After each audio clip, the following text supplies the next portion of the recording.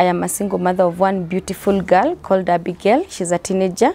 And I'm also a foster parent to 3 girls that I rescued from Korogocho slums. So these girls, I got them in Korogocho slums in the year 2020 when COVID hit our country so badly. So I happened to be one of the volunteers, and that is how I got to meet these girls, because we went to their home. And when we got to their home, the situation we got there was very sad, because we got a family that lives just right outside the sewage. Like their house was like 50 meters away from a sewage. That sewage was flowing to their doorstep, and they could even block that sewage with the sacks of soil so that it doesn't go in.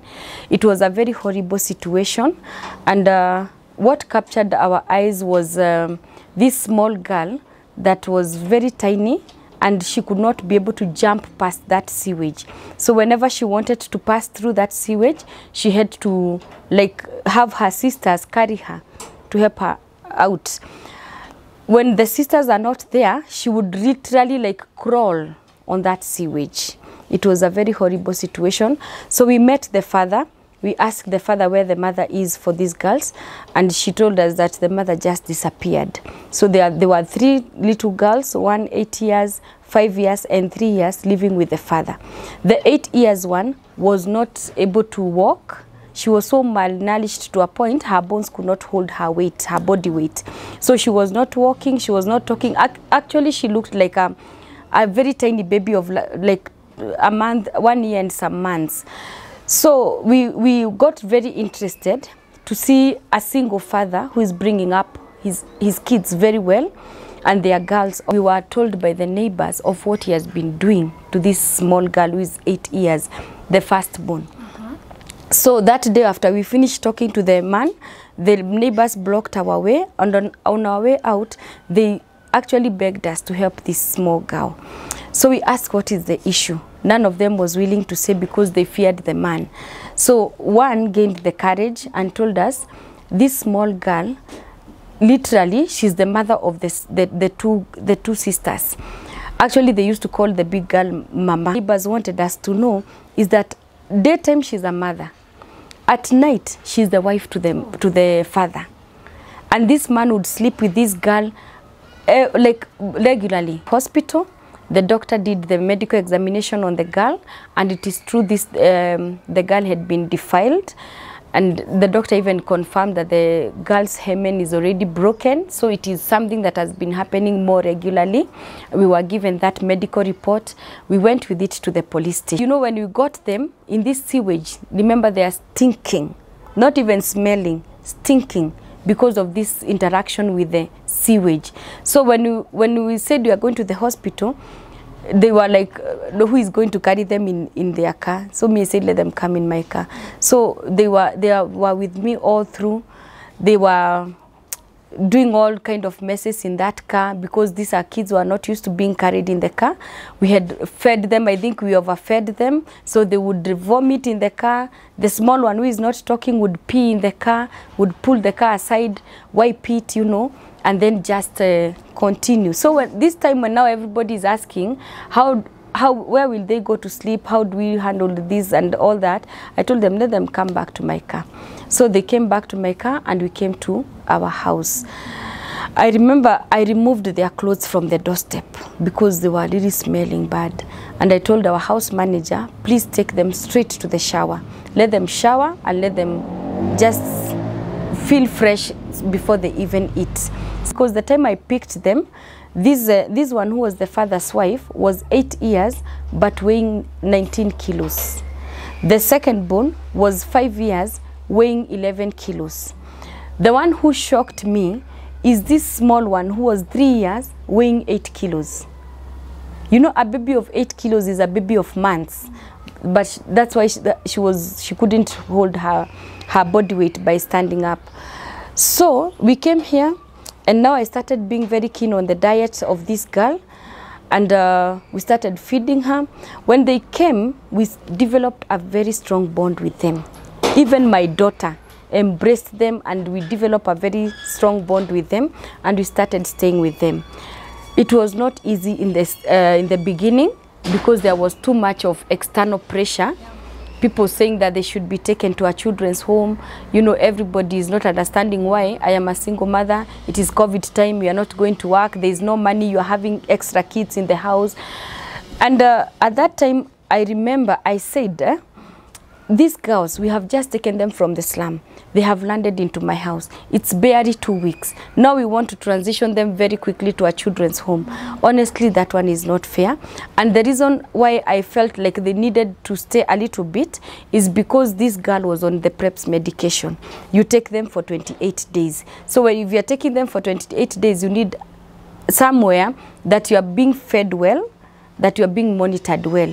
Because the time you set for this medication, you don't miss it. You miss the time, you start the dose all over again. When they came to my house, it was a very difficult situation, because remember, you have picked kids from the slum. Let us even just say something simple as the language they are using. The language they are using is that one they use in the slum. So they are using, there is too much use of the F word in Swahili, and they are saying it innocently because that's the only way they know it. These kids, you see, they are used to staying in the slum where there is a lot of dirt and all that. They were living in front of a sewage. When they came to my home where it's clean environment, they all got sick. I took them to the hospital, and part of the medication I was given for them was the dewormers. When I gave them the dewormers, we saw things that I have never seen. So the worms were too much in their bellies. They would come out whole, like the whole one like this. So they would run, when they're running about in the house, they scratch themselves, the worm would come out. So we would sweep the worms from the carpet. I thank God because of the grace to be able to stay with these girls, even during that difficult time. Remember, these are girls who have never been to school. Even the 8-year-old one had never seen a class from birth. They were just staying at home. So when I took them, we made an arrangement to have a friend of mine who is a teacher to come and homeschool them. Can you imagine us training the 8-year-old girl how to hold a pen? 8 years. We could tell her to say 1, 2, 3. She would not say 1 to 20. She would say up to 12, 13 and get stuck. These girls, when they came in, I noticed one big craving that they have is a mother figure. Remember, these two are calling the big one mom. Actually, they are literally calling her mama. Mama, even when they are playing outside, you hear them calling mama, mama, and they are calling their big sister. This big one, you see, these two have somebody to call mama. This big one approached me very timidly, and then she asked me, Mama Abi, are you only mom to Abi, or I can also call you mom? That time I shed a tear, and I told her, it's okay, you can call me mom. She ran outside and found her sisters playing outside, and she was like, Mama Abi has accepted to be my mom, so I'll be calling Mama Abi mom. So the other sisters followed suit.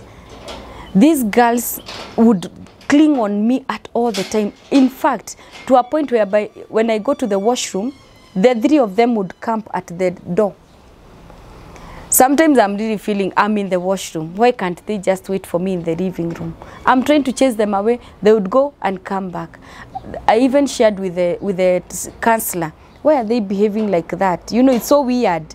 Why should a child wait for you in front of the washroom door, you know? And then the counselor told me, you are dealing with kids who have very strong fear of abandonment. Because their mother just disappeared. We don't know where the mother went up to today. So they think everybody they love and embrace can also disappear. It was so draining at some point. It was also very draining because these girls, they want you to love them and love them and love them so much. So I would find myself giving too much love, giving too much love, giving too much love, but I'm not getting replenished, you know. And at some point as a human being, you'd feel like you are getting drained. At some point, I would think of my personal plans. Remember, everybody has got their own personal plans. There's a way you have laid out your life. Like for me, all my personal plans would rotate between me and my daughter. Yeah. Between me and my daughter. Now you have to do away with all those plans to accommodate 3 more girls. You know, you have to really do a lot of self-sacrifice. And I always tell people, including marital sacrifice. So their current situation is admirable. When I walk somewhere, everybody admires my beautiful girls. And like I told you when you visited us, our house is a house full of professions. The big one, who was the victim, she's so sharp. You remember she had not gone to school up to 8 years. The minute I took her to school, she picked it like this. That girl is so sharp and so bright academically, and she always says, I want to be a doctor. So we call her doctor, and she's speaking English nowadays. I know you've interacted with her. She speaks English. Yeah. How God has given her that speed, I cannot explain. Then we have the other one who is all about beauty and fashion. She's our Miss World. And then we have the last born who is about order and things staying there in the proper way. That is our Chief Justice. So I thank God because they are also getting to know who they are. I call them by their titles intentionally to plant that seed in them. I pray with them, we read the Bible with them, they are anchored in God. Because I always tell them, one day, remember to go back to the slum or to wherever place you shall go and help somebody just the way you got helped. And these girls have mastered it. Anytime I'm going to the slum and it's during the school holiday, they want to go with me.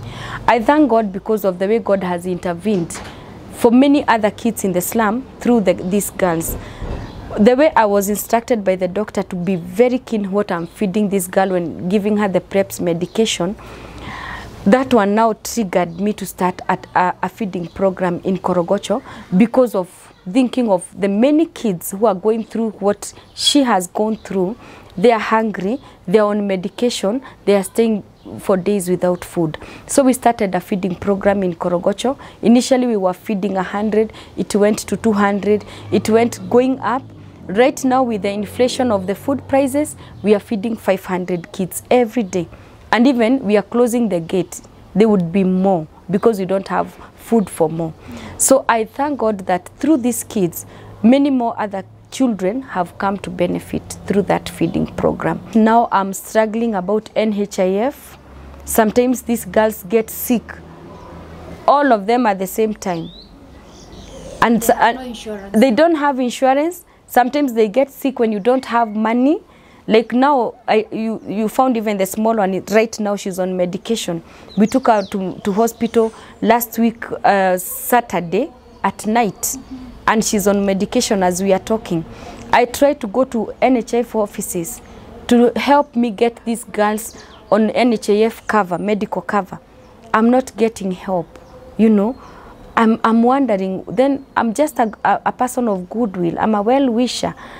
How is the government offices sometimes supporting us? Because I would imagine it would make my burden lesser if I have these kids on NHIF. Look at me. I don't have the financial muscle. I don't have all the resources, and we struggle. We are taking a day at a time with these girls. But I have a heart to help them. So let us open up our homes. If you are in a position, open up your home for foster parenting. Bring a child on board in that home. You never know who that child will be. That child might be one, but when he's fully grown, touch many more other lives.